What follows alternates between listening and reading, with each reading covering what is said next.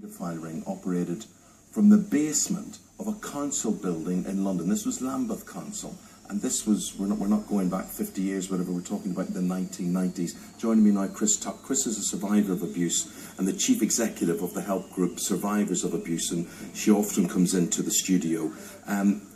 A lot of people will be very surprised about this. I suggest that you're not surprised by the story we have today. I'm not surprised, but at the same time, it still saddens me.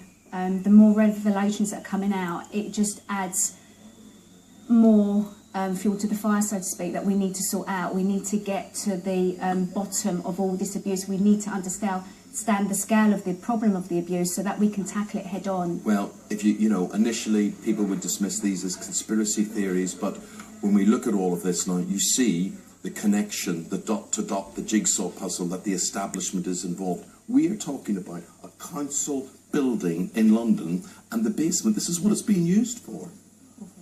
Incredible. And there's so much money involved in this crime of organised abuse, which is rape and violence of children. And these are lives, children's lives that are being damaged for a lifetime. And it's about time, as we've said, that we put children first on the top of agenda, on the top of all the political parties' agenda. And they should be, all of them, working together to sort out and tackle child abuse in the UK, because it's absolutely disgusting. They will say, Chris, they are doing that. They will say, yes, they're you know, in Rochdale, in Rotherham, in Blackpool, it's everywhere. And they say they will. They are doing that. It's just lip service, though, Eamon. Where is the proof that they're doing something? We need.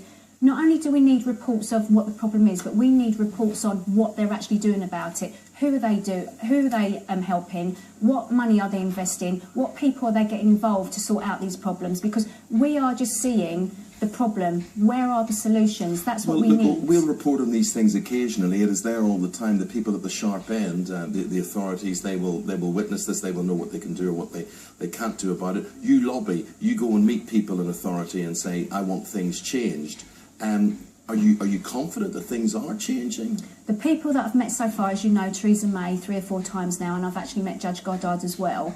I truly believe that these people want change, but where are all the other MPs to back them up? You know, whenever anything's debated in Parliament, that room is empty. The MPs were there for their expenses. They should be there to sort out child abuse. We've got a cultural problem in this country. We've got a societal problem. We need all the MPs to back change. We need legislative change in this country to tackle child abuse, and I can't see, it's a massive problem, and I can't see it changing unless we all get behind it and say, you know what, enough's enough. We put children first, we safeguard children, and that means getting the people, the abusers, out and making an example of them and giving them stiffer penalties, stiffer sentences, in order to send out a message out there that we're not tolerating child abuse and we need to tackle it head on, and everybody needs to be behind it.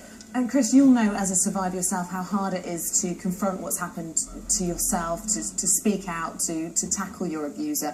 What advice would you give to anyone who's been through it? Because what we're hearing from the authorities is they are now willing to try and do something about it, but they're facing people who for 2 decades or more have been ignored and accused of lying. You know what, Isabel, people are scared. Whistleblowers, that they're called, if they speak about abuse in institutions, they're scared for their livelihood, and some are even scared for their lives. I mean, this story that you've run today, that man was killed for what he knew, and there are so many more people out there that are willing to come forward and want to work with the right authorities to get this out in the open and to reveal the truth and get justice for people, but they are scared. And it's not until we get like mandatory reporting in from Mandate Now that we can really give these whistleblowers the protection that they need to reveal the scale of the problem that we've got in this country.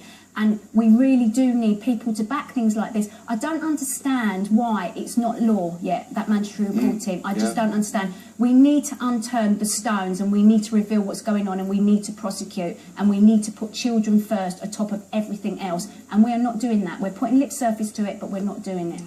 Okay, it'll be interesting to see how many manifestos that appears on as we approach the general election. If you want to understand child abuse, you want to understand what this woman went through, she's put it down in the book, and she now helps group survivors of abuse. Chris Tuck, thank you very much. Thank you. Thank you. Jackie.